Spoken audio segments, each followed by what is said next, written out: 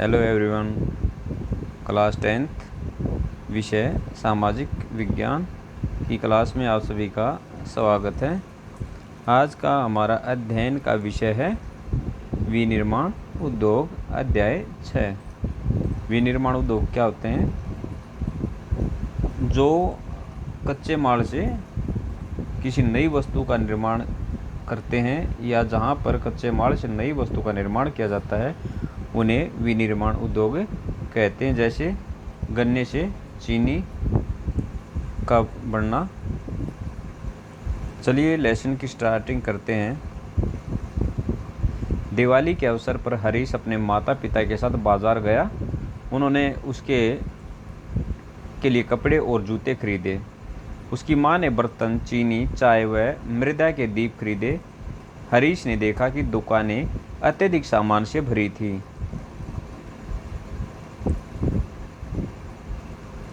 चीज़ों की इतनी अधिक मात्रा में देखकर वह हैरान था। उसके पिता ने समझाया कि जूते, कपड़े, चीनी और आदि बड़े उद्योगों में मशीनों द्वारा बनाए जाते हैं। छोटे उद्योगों में बर्तन बनाए जाते हैं तथा दीप जैसी चीज़ें व्यक्तिगत तौर पर कारीगरों द्वारा घरेलू उद्योगों में बनाई जाती है। कच्चे माल को मूल्यवान उत्पाद में परिवर्तित कर अधिक मात्रा में वस्तुओं के उत्पादन को विनिर्माण या वस्तु निर्माण कहा जाता है। तो परिभाषा आपकी है, विनिर्माण या वस्तु निर्माण किसे कहते हैं?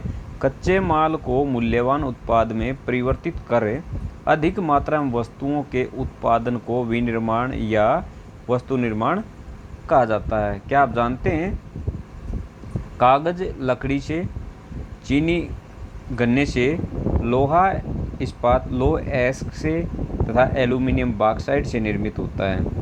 क्या आप यह भी जानते हैं कि कई किस्म के कपड़े ऐसे रेशों से बनते हैं जो रेशा उद्योग में बनते हैं। द्वितीयक कार्य में लगे लोग कच्चे माल को परिष्कृत वस्तुओं में परिवर्तित करते हैं। स्टील, कार, कपड़ा उद्योग, बेकरी तथा पेय पदार्थों संबंधी उद्योगों में लगे श्रमिक इसी वर्ग के अंतर्गत आते हैं। कुछ व्यक्ति सेवाएं प्रदान करने में रोजगार पाते हैं।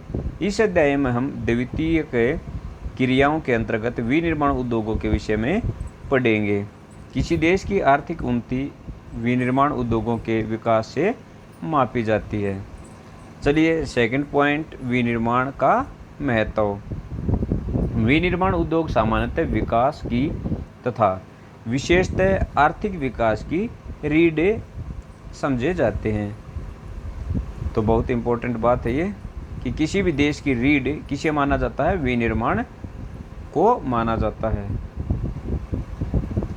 विनिर्माण उद्योग न केवल कृषि के आधुनिकीकरण में सहायक है परंतु द्वितीयक व तृतीयक सेवाओं में रोजगार उपलब्ध कराकर कृषि पर हमारी निर्भरता को कम करता है। यानी जो हमारा देश है अधिक कृषि प्रधान देश है। यहाँ की जो 75%, अब तो लगभग 70% जो लोग हैं वो कृषि के ऊपर डिपेंड करते हैं। जैसे जैसे विनिर्माण उद्योग को बढ़ावा मिला है तो जो कृषि के ऊपर निर्भरता वो क्या हो गई है? कम हो गई है। तो इसका पहला महत्व था ये। सेकंड महत्व इसका, देश में औद्योगिक विकास बेरोजगारी तथा गरीबी उन्मूलन की एक आवश्यक शर्त है। कहने का मतलब जितने अधिक उद्योग लगेंगे उतने रोजगार के अवसर सृजित होंगे या पैदा होंगे। तो इससे क्या होगी? बेरोजगारी और गरीबी समाप्त होगी।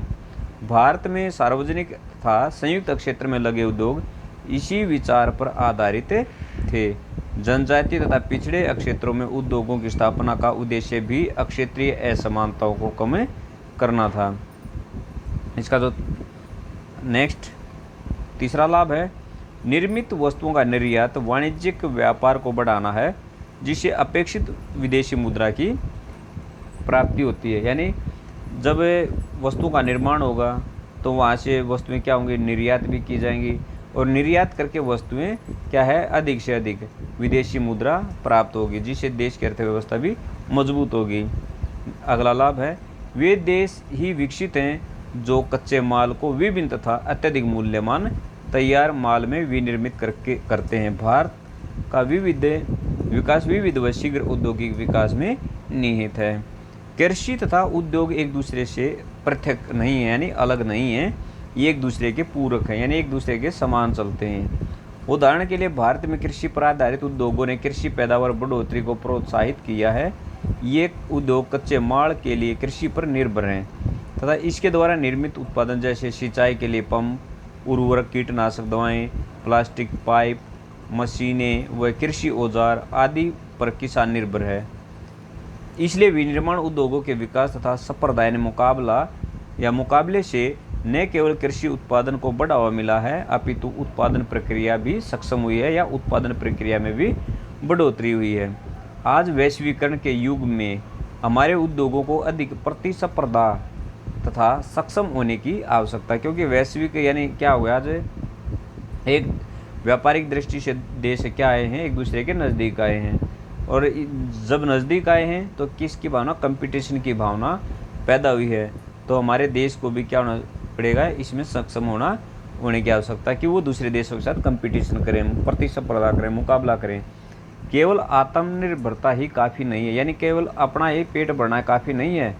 हमारी वस्तुएं गुणवत्ता में अंतर्राष्ट्रीय स्तर की हों तो तभी हम अंतर्राष्ट्रीय बाजार में प्रतिस्पर्धा कर पाएंगे या मुकाबला कर पाएंगे। तो ये भी ज़रूरी है कि अकेले हमारी आवश्यकताओं को पूरा करने वाली नहीं होनी चाहिए, बल्कि वह इतनी भी होनी चाहिए कि हम विदेशों में उनकी सप्लाई करें और वो क्या होगी, दूसरी विदेशी वस्तुओं का मुकाबला भी कर सकें। अब नेक्स्ट इसके बाद आता है हमारा राष्ट्रीय अर्थव्यवस्था में उद्योगों का योगदान। जिस प्रकार हमने देखा कि कृषि का क्या योगदान है, तो उसी प्रकार उद्योगों का भी हमारी अर्थव्यवस्था में योगदान है। पिछले 2 दशकों से यानी 20 सालों से सकल घरेलू उत्पादन में विनिर्माण उद्योग का योगदान 27% में से 17% ही है, क्योंकि 10% वह खनिज, खनन, गैस तथा विद्युत ऊर्जा का योगदान है। यानी बाकी जो हमारा रहता है यहाँ पर 27% बताया है। यदि हम करते 100 में से यदि हम 27 निकालते हैं तो कितना बचता है, 63, यानी 63% जो लोग हैं वो आज भी कृषि के ऊपर डिपेंड करते हैं। भारत की अपेक्षा पूर्वी एशियाई देशों में विनिर्माण का योगदान सकल घरेलू उत्पाद का 25 से 35% है। पिछले 1 दशक से भारतीय विनिर्माण क्षेत्र में 7% प्रति वर्ष की दर से बढ़ोतरी हुई है। बढ़ोतरी की यह दर अगले दशक में 12% अपेक्षित है, यानी संभावित है कि आगे के दशक जो आएंगे उसके अंदर 12% की इसमें बढ़ोतरी होगी। 2003 में विनिर्माण क्षेत्र का विकास 9 से 10% प्रति वर्ष की दर से हुआ है। उपयुक्त सरकारी नीतियों तथा औद्योगिक उत्पाद में बढ़ोतरी के नए प्रयासों से अर्थशास्त्रियों का अनुमान है कि विनिर्माण उद्योग अगले 1 दशक में अपना लक्ष्य पूरा कर सकते हैं। इस उद्देश्य से राष्ट्रीय विनिर्माण प्रतिस्पर्धा परिषद की स्थापना की गई है। तो इसका जो ये काउंसिल दी गई है, नेशनल मैन्युफैक्चरिंग कॉम्पिटिटिव काउंसिल, इसका मेन मोटिव क्या है कि जो विनिर्माण उद्योग है उसका लक्ष्य, जो निर्धारित लक्ष्य उसको पूरा करना इसका प्रमुख उद्देश्य है। अब औद्योगिक अवस्थिति, यानी उद्योग स्थापना के लिए किन किन तत्वों की आवश्यकता होती है। जब यहाँ पर आपको एक दिया गया है, उद्योग बाजार संबंध में किसकी ज़रूरत है, उत्पादक घटक जैसे पूंजी, श्रम, पूंजी उद्यमी यानी पूंजी लगाने वाला, उद्योगपति, अवसंरचना, उसके बाद परिवहन की ज़रूरत है, कारखाने की तैयार माल उत्पाद की ज़रूरत है, फिर परिवहन, बाज़ार, फिर पूंजी, फिर वहाँ से फिर क्या होगा, ये एक सर्कल बनता है। यानी बाज़ार है, एक उद्यमी है, उद्यमी वो क्या करता है, उद्योग लगाता है, उसके लिए कच्चे माल की आवश्यकता होती है, श्रम की आवश्यकता होती है, माल तैयार करता है यानी उत्पाद होता है, फिर वो परिवहन के माध्यम से बाज़ार जाता है, बाज़ार में वो से उसे पूंजी प्राप्त होती है, पूंजी फिर वापस कहाँ लगाई जाती है, वो इसी सर्कल से वो घूमती चली जाती है। ये सेम सर्कल है, ये या दिखाया भी गया यहाँ पे। औद्योगिक की स्थापना संभवतः जटिल है। इसकी स्थापना कच्चे माल की उपलब्धता, श्रमिक, पूंजी, शक्ति के साधन तथा बाजार आदि की उपलब्धता से प्रभावित होती है। इन सभी कारकों का एक स्थान पर पाया जाना लगभग असंभव है। फलस्वरूप विनिर्माण उद्योग की स्थापना के लिए वही स्थान उपयुक्त होता है जहां ये कारक उपलब्ध हों अथवा जहां इन्हें कम कीमत पर उपलब्ध कराया जा सकता है। औद्योगिक प्रक्रिया के प्रारंभ होने के साथ साथ नगरीकरण प्रारंभ होता है। कभी कभी उद्योग शहरों में या इसके निकट लगाए जाते हैं। इस प्रकार औद्योगिकरण तथा नगरीकरण साथ साथ चलते हैं। नगर उद्योगों को बाजार तथा सेवाएं जैसे बैंकिंग, बीमा, परिवहन, श्रमिक तथा वित्तीय सलाह आदि उपलब्ध कराते हैं। नगर केंद्रों द्वारा दी गई सुविधाएं से लाभान्वित यानी लाभ प्राप्त कई बार बहुत से उद्योग नगरों के आसपास ही केंद्रित हो जाते हैं, जिन्हें समूहन बचत कहा जाता है। ऐसे स्थानों पर धीरे धीरे बड़े औद्योगिक समूहन स्थापित हो जाते हैं। स्वतंत्रता से पहले अधिकतर विनिर्माण उद्योगों की स्थापना दूरस्थ अक्षेत्र देशों से व्यापार पर आधारित थी, जैसे मुंबई, कोलकाता व चेन्नई आदि। परिणामस्वरूप कुछ एक नगर औद्योगिक केंद्र के रूप में उभरे जो ग्रामीण कृषि पृष्ठ क्षेत्र से घिरे थे। अब जो उद्योग और बाजार का संबंध है, जिसके बारे में हमने ये टॉपिक शुरू करने से पहले समझा था। इसके बाद हम चलते हैं, किसी उद्योग की अवस्थिति का निर्धारण उसकी न्यूनतम उत्पादन लागत से निर्धारित होता है। सरकारी नीतियों तथा निपुण श्रमिकों की उपलब्धता भी उद्योगों की अवस्थिति को प्रभावित करता है। तो उद्योग की आदर्श अवस्थिति क्या है? उस स्थान पर कच्चा माल प्राप्त करने की लागत। पहला, उस स्थान पर उत्पादन की लागत, उत्पादन वितरण की लागत, उस स्थान पर उद्योग की स्थापना का निर्णय। ये 4 अहम पॉइंट हैं जो उद्योग को लगाने में भूमिका निभाते हैं।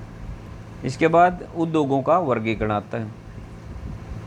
रोजमर्रा के इस्तेमाल की विभिन्न औद्योगिक उत्पादों की सूची बनाएं, जैसे ट्रांजिस्टर, बिजली का बल्ब, वनस्पति तेल, सीमेंट, कांच का सामान, पेट्रोल, माचिस, स्कूटर, वाहन, दवाइयाँ आदि। यदि हम विशेष मापदंडों के आधार पर विभिन्न उद्योगों का वर्गीकरण करते हैं तो विनिर्माण को आसानी से समझ सकेंगे। उद्योगों को निम्न प्रकार से वर्गीकृत किया जा सकता है। सबसे पहले, कच्चे माल के स्रोत के आधार पर कृषि पर आधारित हैं, जैसे सूती वस्त्र उद्योग, ऊनी वस्त्र है, पटसन, रेशम वस्त्र, रबड़, चीनी, चाय, कॉफ़ी, वनस्पति तेल, ये क्या हैं? कृषि पर आधारित हैं। फिर एक खनिज पर आधारित, लौह तथा इस्पात, सीमेंट, एल्यूमिनियम, मशीन, औजार तथा पेट्रोलियम उद्योग, ये क्या हैं?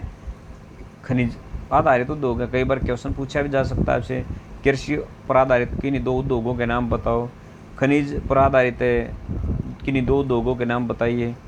अब आते हैं प्रमुख भूमिका के आधार पर, ये तथा कच्चे माल के आधार पर, के स्रोत के आधार पर। अब आता है आपका प्रमुख भूमिका के आधार पर आधारभूत उद्योग, यानी एक उद्योग दूसरे उद्योग के ऊपर आधारित होता है। जैसे मोटर गाड़ी बनानी है तो गाड़ी बनाने वाला उद्योग अलग है, नट बोल्ट बनाने वाला अधिक अलग है, लौह इस्पात तैयार करने वाला उद्योग अलग है। तो जिनके उत्पादन या कच्चे माल पर दूसरे उद्योग निर्भर हैं, जैसे लौह इस्पात, तांबा प्रगलन व एल्यूमिनियम प्रगलन उद्योग इसके प्रमुख उदाहरण हैं। अब आता उपभोक्ता उद्योग, जो उत्पादन उपभोक्ताओं के लिए सीधे उपयोग हेतु करते हैं, जैसे चीनी, दंतमंजन, कागज, पंखे, सिलाई मशीन आदि। तो ये क्या है? सीधे उपभोक्ता को दिए जाते हैं, क्या प्रयोग में आते हैं। लेकिन जो आधारभूत उद्योग होते हैं, एक उद्योग दूसरे उद्योग के लिए सामान तैयार करता है। जिस प्रकार आपको एक एग्जाम्पल दिया है, कच्चे माल का बताया है, नट बोल्ट है, गाड़ी के लिए है, या कृषि यंत्रों के लिए भी हम कह सकते हैं। इसके बाद आता है पूंजी निवेश के आधार पर। तो इसके अंदर क्या है? एक लघु उद्योग, यानी पूंजी निवेश छोटे उद्योग भी हो सकते हैं, बड़े उद्योग जहाँ पर कम पूंजी लगती है उनको छोटे, और जहाँ पर अधिक पूंजी लगाई जाती है और अधिक श्रमिक काम करते हैं और उत्पादन बड़ी मात्रा में होता है तो उनको बड़े उद्योग भी बोलते हैं। एक लघु उद्योग को परिसंपत्ति की एक इकाई पर अधिकतम निवेश मूल्य के परिप्रेक्ष्य में परिभाषित किया जाता है। यह निवेश सीमा समय के साथ परिवर्तित होती रहती है, अधिकतम स्वीकार्य निवेश के आधार पर की जाती है।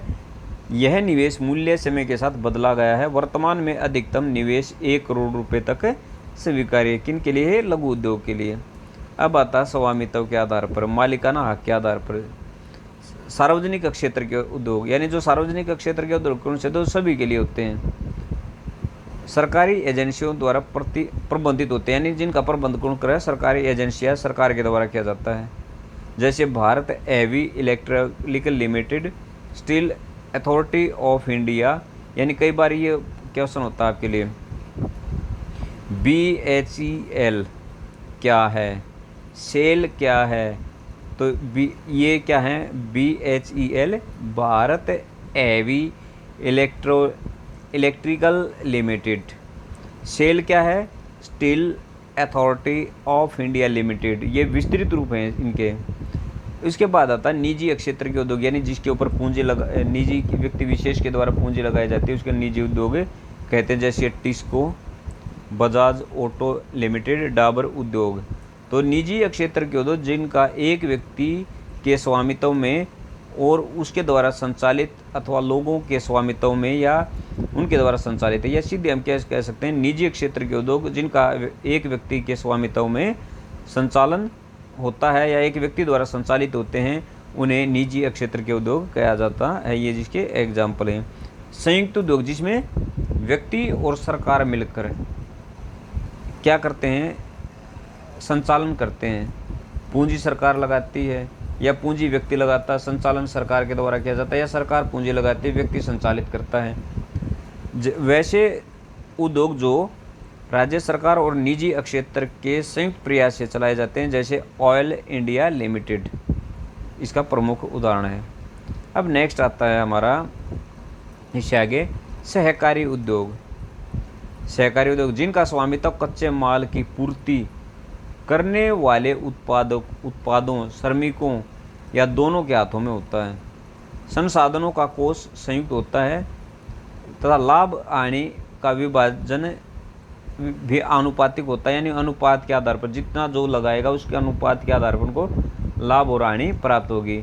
जैसे महाराष्ट्र के चीनी उद्योग यानी चीनी मिल, केरल के नारियल उद्योग या नारियल पर आधारित उद्योग इसके प्रमुख उदाहरण हैं।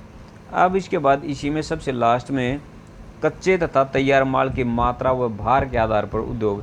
इसमें कितने प्रकार के हैं, 2 प्रकार के, भारी उद्योग और हल्के उद्योग। जिनमें भारी उद्योग जिनमें कच्चा माल भारी और उत्पादन भारी मात्रा में होता है, उन्हें भारी उद्योग कहते हैं। जैसे लोहा, इस्पात इसका उदाहरण है। हल्के उद्योग है हल्के उद्योग जो कम भार वाले कच्चे माल का प्रयोग करे हल्के तैयार माल का उत्पादन करते हैं, जैसे विद्युतीय उद्योग इसके प्रमुख उदाहरण हैं। तो ये हमारा उद्योगों का वर्गीकरण था। इसके बाद हमारा जो कृषि आधारित उद्योग है इसको हमें नेक्स्ट वीडियो में करेंगे। धन्यवाद, आपका दिन